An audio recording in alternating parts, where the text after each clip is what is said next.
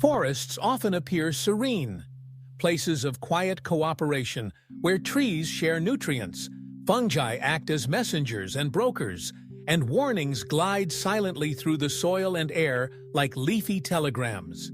It's a beautiful vision of unity and harmony, a natural symphony of gentle symbiosis.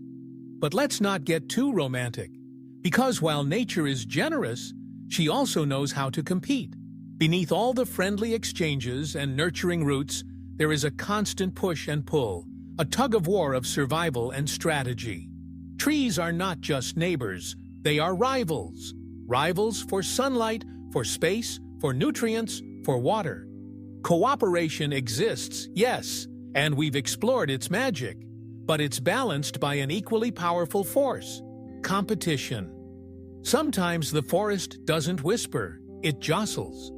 Let's start with the most obvious resource: light. Sunlight is the lifeblood of trees. Through photosynthesis, trees convert sunlight into sugars, their energy source, and also the currency they use to trade with fungi. But in a forest where the canopy forms a dense green ceiling, light is a rare and precious commodity. Up there, it's a race to the top. This competition begins at birth. Saplings stretch desperately for light, growing tall and thin, often leaning or twisting in bizarre angles just to catch a few extra rays. If they're too slow, they're shaded out by taller neighbors. And without light, they wither.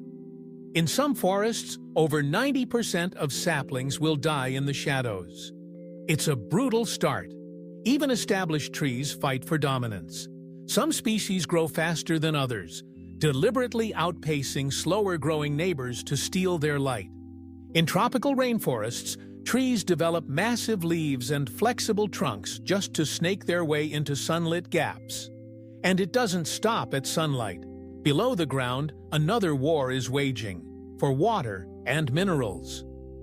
Tree roots spread far and wide, often overlapping and competing with one another. While the fungal network may promote sharing, root systems often compete fiercely, secreting chemicals into the soil to block competitors or absorb nutrients more efficiently. This strategy even has a name: allelopathy. Some trees, like black walnuts, release compounds that inhibit the growth of nearby plants. It's not passive aggression. It's ecological chess, a way to limit competition, control territory, and secure resources for one's own offspring. Even fungi, which we often portray as the selfless connectors of the forest, are selective. They may channel nutrients preferentially to trees that supply them with the most sugars. In other words, if you don't pay up, you don't get the goods. These microscopic middlemen are pragmatic partners, not unconditional givers. And then there's reproduction. Trees may share water, but they do not share pollinators. Species evolve elaborate strategies, from colorful flowers to intoxicating scents, to lure insects, birds, or wind to themselves. The forest becomes a stage of evolutionary advertising, with each plant trying to outshine its competitors. Even the timing of seed dispersal is strategic. Some trees drop seeds early to avoid competition. Others wait for fires, storms, or even animal digestion to activate their growth. Each is trying to carve out a niche, a tiny chance at survival in a crowded world. At Infinity Beyond, we celebrate the awe-inspiring cooperation within ecosystems. But we also recognize the dynamic tension that makes nature so complex. Harmony is not the absence of conflict. It's the result of balance, a never-ending dance between sharing and striving, peace and pursuit. This balance is critical. Without competition, species might grow lazy, over-reliant on partnerships. Without cooperation, forests would fragment, turning into chaotic, disconnected landscapes. But the fusion of both, mutualism and rivalry, creates resilience. And here's the twist: competition often fuels innovation. Trees under pressure grow stronger roots. They develop smarter seed strategies. They adapt to harsh soil or shifting climate.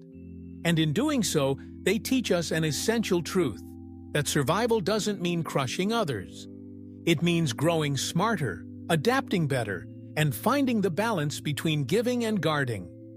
In fact, recent research shows that some forests maintain dynamic equilibrium, shifting patterns of competition and cooperation based on seasons, stress, and species density.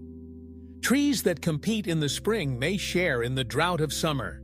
It's a flexible system, one that prioritizes survival above ideology.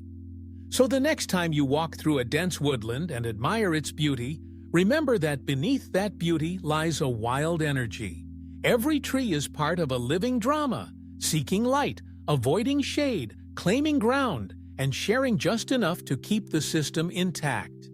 Nature doesn't pick sides. She creates systems that work.